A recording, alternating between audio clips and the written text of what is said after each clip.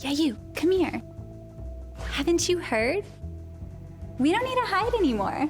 Now, we can shop privately for adult products at adamandeve.com. They've got massage oils, lingerie, and lots more we can't mention here. Use offer code SPICE404. They'll give you 50% off almost any one item, 3 free DVDs, free mystery gift, and free shipping. That's 50% off, free shipping, and more. Private shopping starts at adamandeve.com.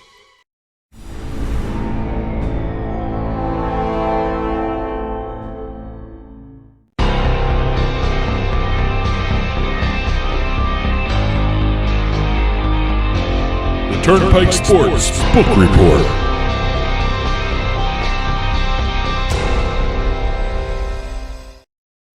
The Turnpike Sports Book Report is brought to you by BorgataSports.com. Your favorite casinos now, your favorite sports book available anywhere in New Jersey, BorgataSports.com. Sign up at BorgataSports.com using our promo code PIKE, that's P-I-K-E, and you get a risk-free bet up to $300 and 20 bonus dollars at BorgataCasino.com.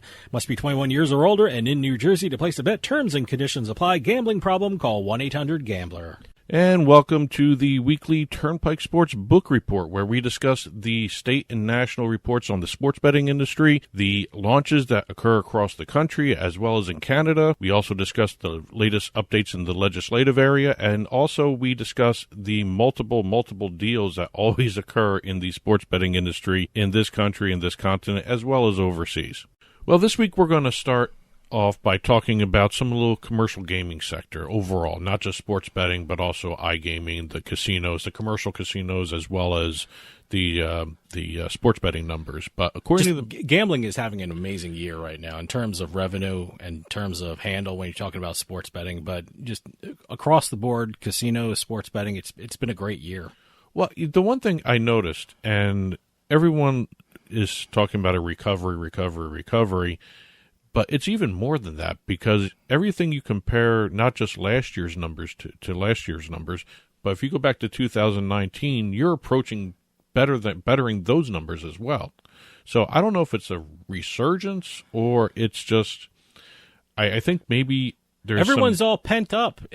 I just think there may be some changing attitudes toward gambling too. I mean, everyone's getting used to it. It's become part and parcel.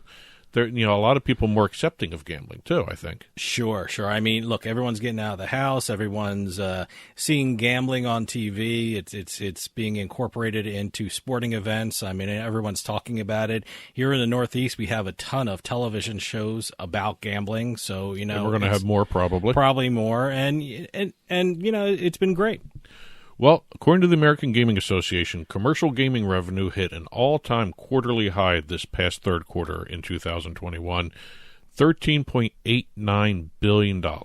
That's 2 quarters in a row of record commercial gaming revenue. That's an incredible Absolutely. feat. It's great. And I wouldn't be surprised if this fourth quarter in 2021 has a record as well. The way everything's moving along, more states are launching sports betting. More states, I actually noticed, are launching iGaming. Yeah, which is great. Which is it's actually becoming a really perfect storm as well, because a lot of states do not have iGaming. Sure. And as a matter of fact, with sports betting, some of them are even talking about expanding to mobile betting, which a couple states in the South that we can talk about too later on. But you're starting to see an expansion of gaming within states that already have gaming. That you mentioned iGaming. One great thing about iGaming is not a lot of people realize is that these iGaming platforms are licensed through the casinos, which means, hey, you know what? Player points are involved. You know what? You get comped for playing online. Your comp points rise when you go to the casino. So actually, iGaming actually makes your live experience at a casino cheaper. Well, because you have comp points to spend. I think you just hit on something that affects the sports betting markets too, because a lot of the sports books are now incorporating the casino loyalty cards, the rewards program. Caesars just started doing it into their sports book. Sure. MGM now has that as well. And it's one of those things. They had them in the casinos, but they did not have them in the sports books until just recently. One place in Atlantic City, it changed hands by now, so I don't want to say what name it is. But I did my Players Club when I placed my bet at the window at the sports book. So That was great. Yep, now you don't have to do that. You can just do it on their app. Yeah.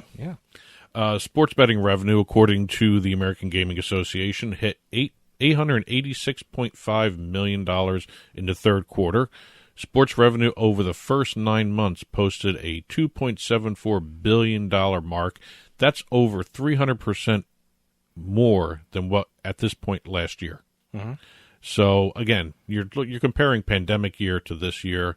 Maybe that number's a little inflated. I think really you got to compare it to 2019 to get a better feel for it. But I think there's also a psychological factor here, too, when you report these numbers and you compare it to the down year. Yeah. And I think that's a good thing.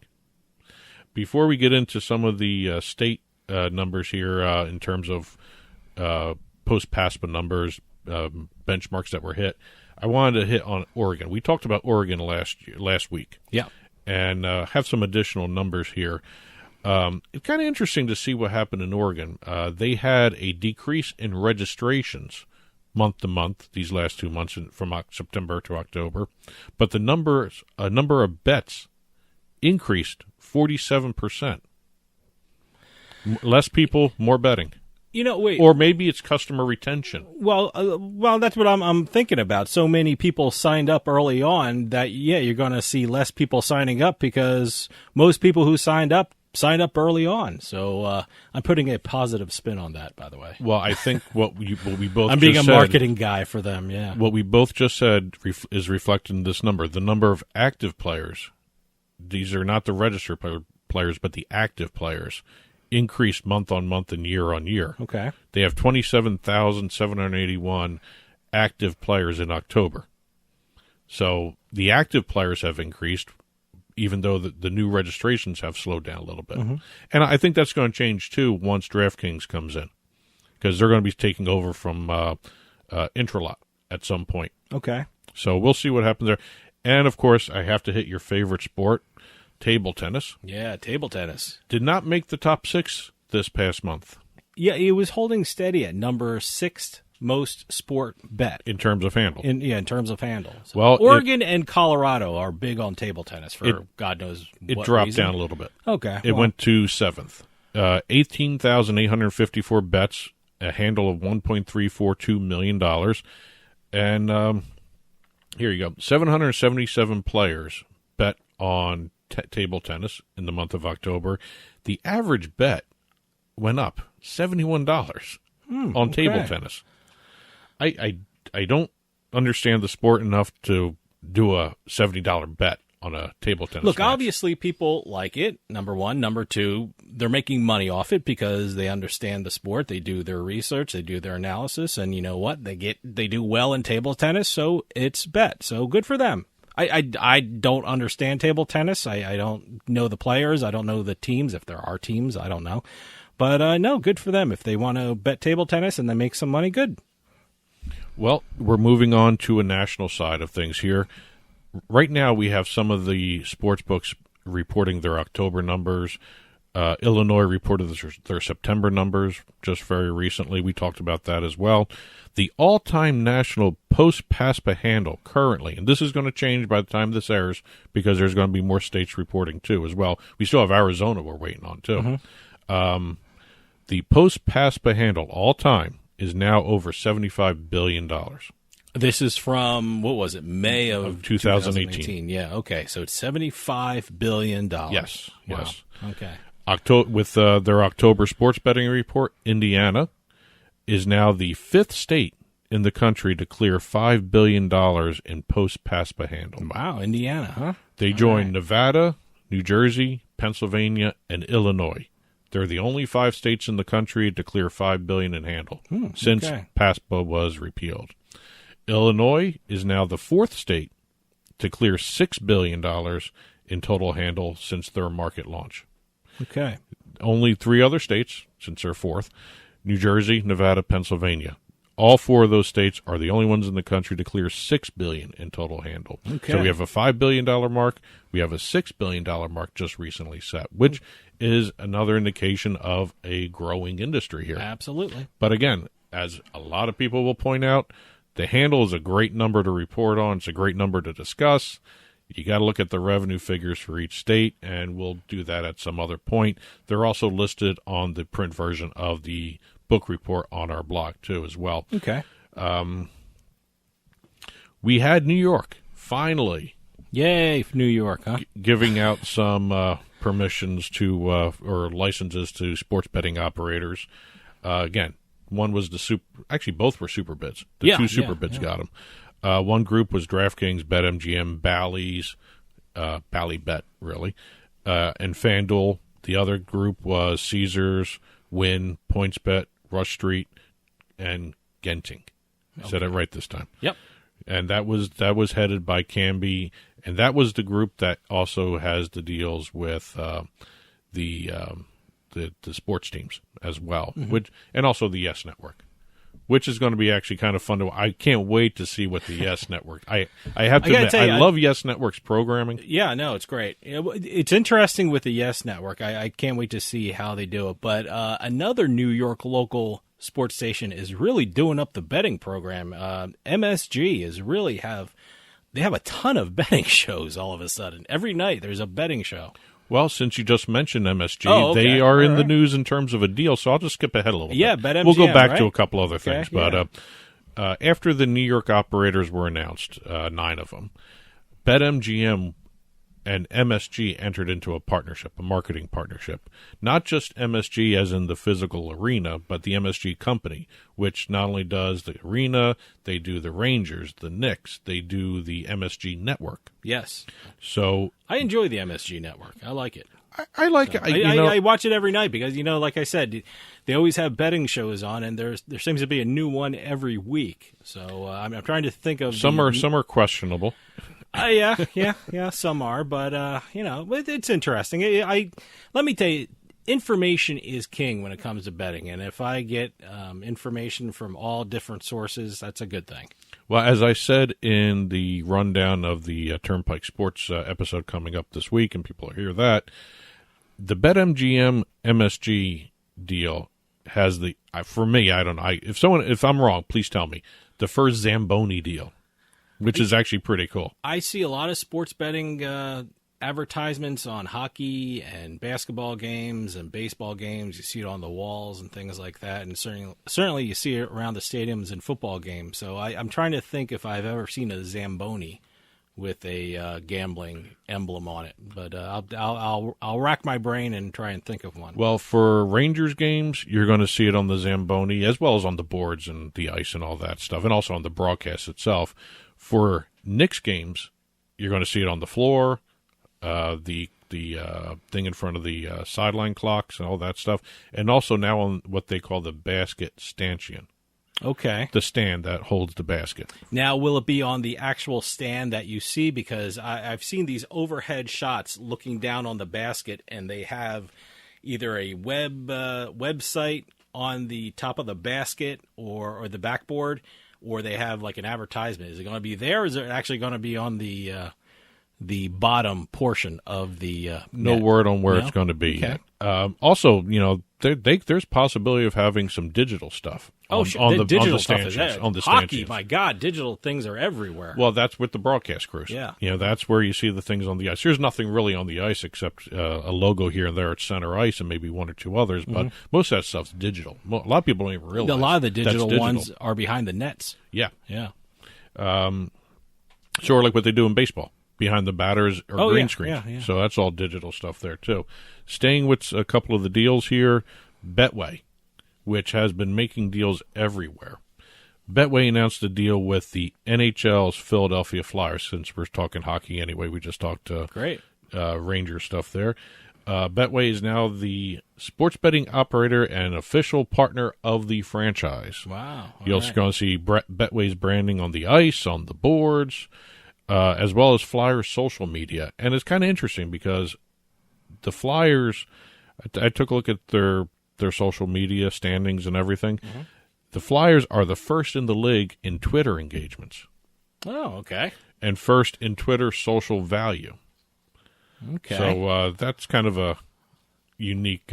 I follow the Flyers, and they got Gritty all over it. The mascot. So Maybe Gritty had something to do with it. Maybe, He's maybe very, not. very I don't know. popular here in the Northeast. One big deal to talk about. Well, I can't say big, unique deal. Let me put it that way. Caesar Sports has done a deal with the Mannings. Well, that's a big deal. I mean, I don't. I don't want to say. I meant unique. Oh, unique. Yes. Okay. Because there's never been a family that's done a sports betting deal. Yeah, apparently it's just not Peyton and Eli. It includes It's Peyton, Eli, Archie, Cooper. Yep. But Well, Cooper had his own show or a segment on the show or something like that. I forgot what he did. It was. He's very good, by the way. I think Cooper's one of the best, better than Peyton and Eli, by the way. Well, I've seen the Manning cast for Monday Night Football. Yeah. It's interesting. It's a different way I'm of doing it. hearing there's some kind of curse attached to it. Yeah, I because, saw that. Josh Allen appeared on it, and apparently, I guess quarterbacks who appear on it, I could be wrong, I got to check it out, but quarterbacks who appear on it are 0-6 the next week. It's almost like that Madden cover curse, where the next season that person on the cover gets injured.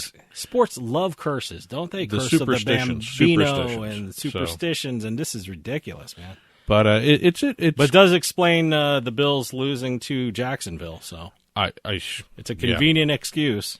Well, it's fun to actually have that hanging over your head when you're you're placing a bet on the team the next week. So it's something to keep in the back of your head when you're betting. I don't know if it actually holds water anymore, but we'll see what happens. I don't know who's up next though. So for Monday night, but Caesar, I did not know when I read some of the articles about this that the Mannings had a sports bar in the Caesars property in New Orleans. Yeah, I saw that. Yeah, no, I didn't know they had one either. I never knew they were involved in the bar side of everything either, but that makes perfect sense. They already are in there. I mean, they already have a relationship with Caesars, so, it makes sense for Caesars to jump on board.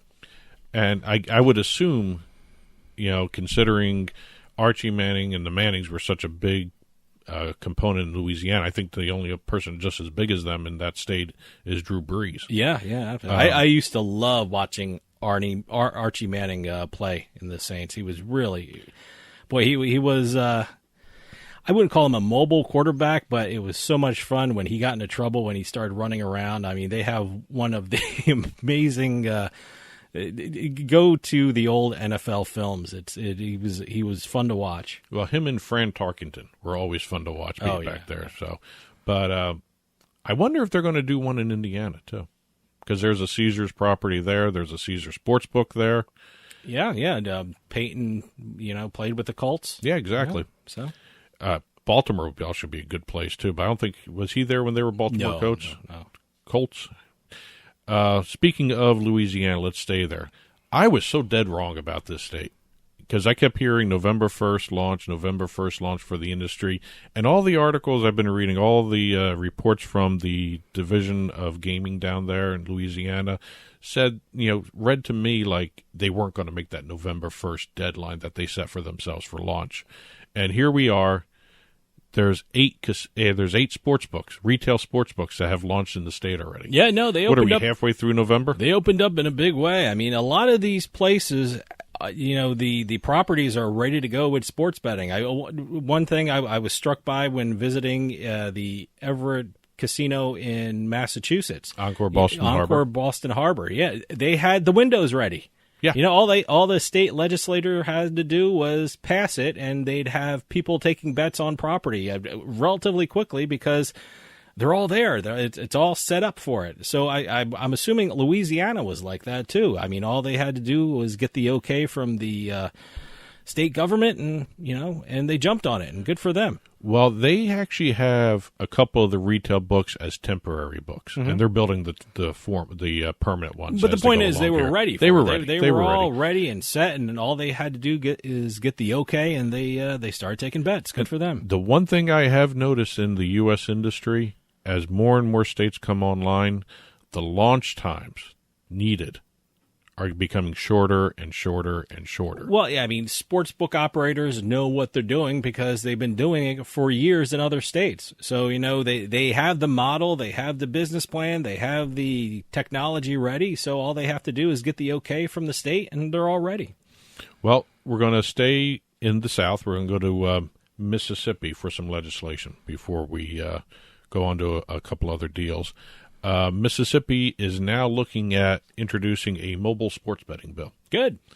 It's kind of funny to see this because it's the one state that has held out so long since the launch of their industry to do mobile betting. Well, look, they can look at the numbers in other states of what mobile is doing, and, certainly, I mean, they'll make out really well because every state makes out really well in mobile sports betting. Well, what's actually fun to watch here in Mississippi is BetMGM already has a foothold for mobile betting. Great. Yeah. They launched their app inside the Beau Rivage Casino in Mississippi.